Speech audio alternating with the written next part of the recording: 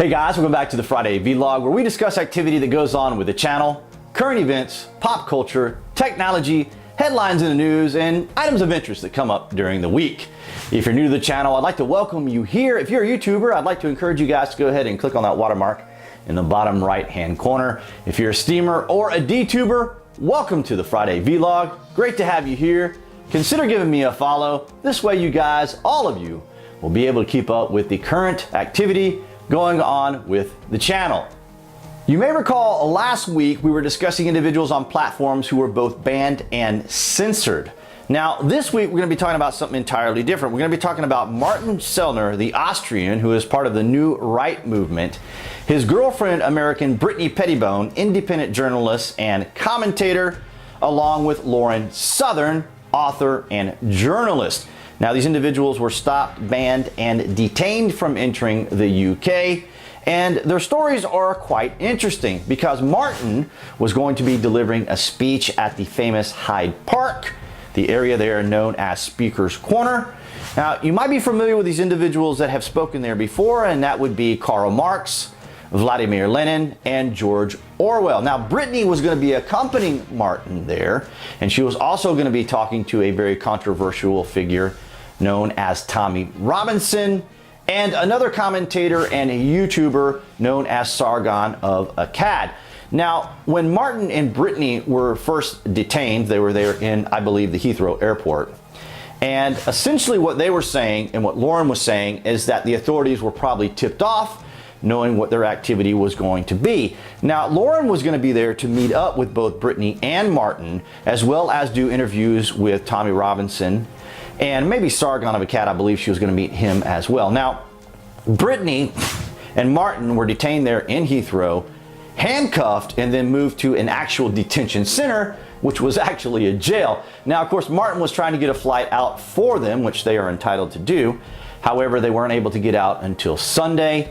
And then a little different story with Lauren. Now, Lauren was in Calais, France, and she was going to take a bus through the Channel, and she was stopped at the border by the Border Patrol and essentially detained there until the Kent police arrived. Now, when the Kent police arrived, they presented her with a pamphlet outlining why she was being detained under Section 7 of the Terrorism Act, which of course generated a lot of attention and concern for her. Now, their stories are quite unique, and I'd rather you hear the stories from them themselves along with the particular figures they were going to meet, because there's just so much depth to these individuals and their titles and or how they're defined by their friends and colleagues as well as their detractors. But the bottom line is these individuals were stopped, detained, and not permitted to enter the country because of wrongthink.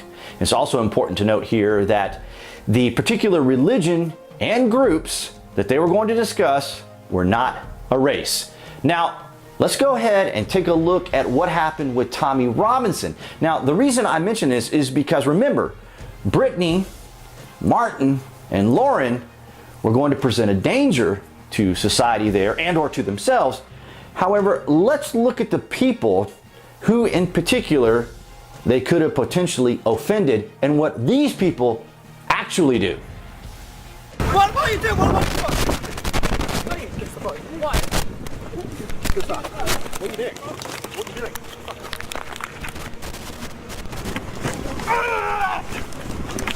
Oi, get off that!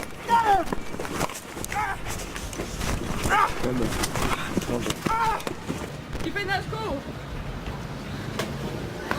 Come here, he's right.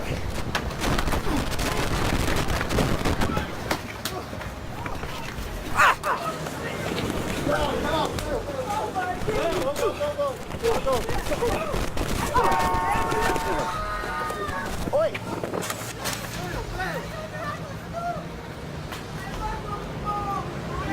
Right? You good, yeah? Hey, you fucked them up anyway.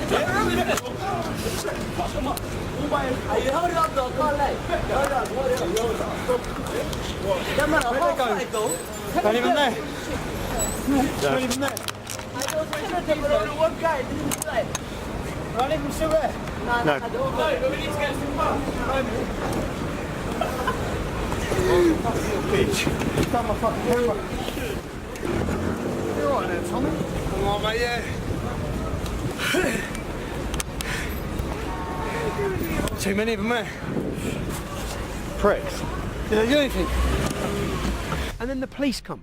And then when the police come, they've already said straight away that they're not taking any further because we don't know who they are. Because we don't know who they are. The police have made no attempt to find out who they are. I was still standing there. Your mates run off. Your mates run off. I've got it on camera. So it was nothing. You just run off. It's not nothing to worry about. No allegations. There's no allegation for me, like. It's not how I deal with it. You cowards. Give me one example, bro. Don't walk away. So what are you talking about? How can you say I promote hate speech if you don't know anything about me? What are you doing? What am I doing? What am I doing? Nice little chat over there. A nice little chat. I've just been attacked by Tanya. I'm trying to talk to you. All right, yeah, give me one example. If you didn't turn up today, you one example. would you? Give me one example. Whatever. You can't. Can you give me one example of my hate speech? You absolutely embarrassing, pathetic people. Can you give me one example? Of what? No, I can't be asked. You can't give one either. You're wasting time, Tommy. Just a complete group of people who have no argument at all, but they want to silence and attack and violently attack anyone else who has a different opinion. So now you guys can see what the concern was for the authorities. Now, don't you find it interesting that there seems to be a set of laws, rules, and policies for certain groups of people on a particular side who actually may carry out violence, and then another set of rules for another group of people who are simply going to be using words. So also I want to note here that both Brittany and Lauren were in Luton about 2 weeks prior, so it wasn't that they couldn't necessarily enter the country because they'd been there before. It's just that they were probably tipped off, probably by the same individuals that you saw in the video attacking Tommy Robinson. On Tuesday here in the US, we found out that Rex Tillerson, Secretary of State, was being fired, and he would be replaced by Mike Pompeo, the director of the CIA. Now, my friends on the left and Democrats would immediately tell me that, of course, there was no love lost between the two of them, Rex and or the president. As a matter of fact, they'll always remind me that Rex called the president a moron, a term that he neither confirmed having said nor denied having said. So it'll be interesting to see how this is all going to unfold. Now, this is not an uncommon thing to happen in an administration, these particular types of changes. However, this did occur on Tuesday, and now Mike Pompeo will be taking over those secretary duties. So this week we also learned of the passing of Stephen Hawking, theoretical physicist and director for the Center for Theoretical Cosmology at the University of Cambridge. He also held Sir Isaac Newton's chair.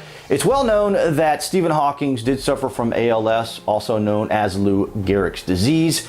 And in my opinion, not only did I follow his work and read his books, but to me, he was also a miracle of an individual, because people who suffer from ALS or Lou Gehrig's disease typically are diagnosed, and then within 2 to 5 years, they pass away. So it's not uncommon for individuals with ALS to have long lives. Yet I just find it quite interesting that not only was this man a genius, but in my opinion, as a believer, he symbolized quite a miraculous life. And that's going to wrap up the Friday vlog. Guys, I appreciate your participation here on the channel. If you haven't already, go ahead and click on that ubiquitous channel icon to subscribe to the channel.